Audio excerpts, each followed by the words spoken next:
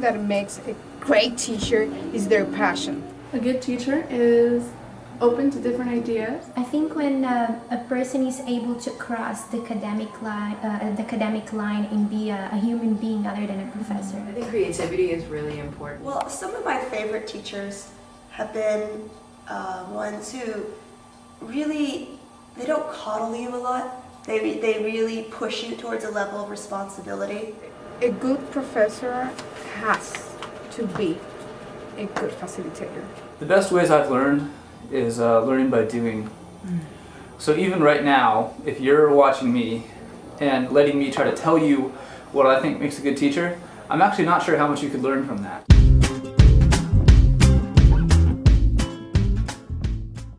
When the professor is able to bring a variety of tools, from debates in class, small group discussions, documentaries, like whole different things, not just like the lecture. So the case studies that we do, I like when professors integrate that into our course. Whether it's go out and volunteer with this organization and tell us about that experience and what you learned and what you did, or if it's more almost in a consulting kind of capacity. I mean, these are things that we're gonna be doing. The creative projects where it's not just writing papers. There's always, especially when you're taking a class at 8 a.m. in the morning, an icebreaker would be great because people are sleeping. The professor really only lectures for maybe, I would say 10 or 15 minutes of a 3-hour course, and then the rest is just activity. I like emotions as well. When the topic is very sensible and you just see that person is emotional about it, you see that the person cares about the subject. They give you something that gives you some leeway for creativity. Be happy.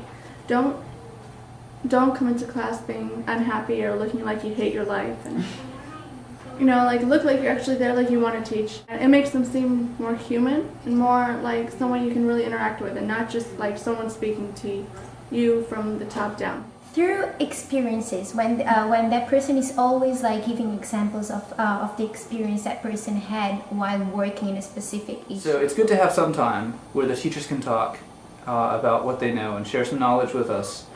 But then it's also good to have some opportunities to engage in experience. I think getting a lot of input from students is good in terms of determining how we want to learn as a group. We may do projects that are real life versus something made up. That kind of course is dynamic. So I think dynamic will help. Like using art, using videos, using technology. Sometimes just talking to us, like we're in a roundtable discussion. Just lectures, like always lectures, like get boring, especially that we are in a policy school. When the professor is just lecturing the whole time, he doesn't really want students to participate. I think it's very important that, and I don't like that at all. No. Lecturing for an entire class session, or even the majority of a class session, I think doesn't work. One line, I'm not listening to you. Another thing that doesn't work really is this kind of like, I don't know, I guess they call it tunnel vision, just to see their perspective. I've had a lot of teachers who they are brilliant in their subject. They are obviously the authority on everything there, and they don't know how to express themselves, that they don't know how to convey all that knowledge they have in a way that a student can really work with. I think ego is not useful. Ego does not work. If you have someone like with the same tone, the same, and you don't feel the passion, you're not getting it. Sometimes they just sort of assume if you're in front of the classroom, you're the teacher, you have the air of authority. People will automatically just completely clue in and hang on to your every word.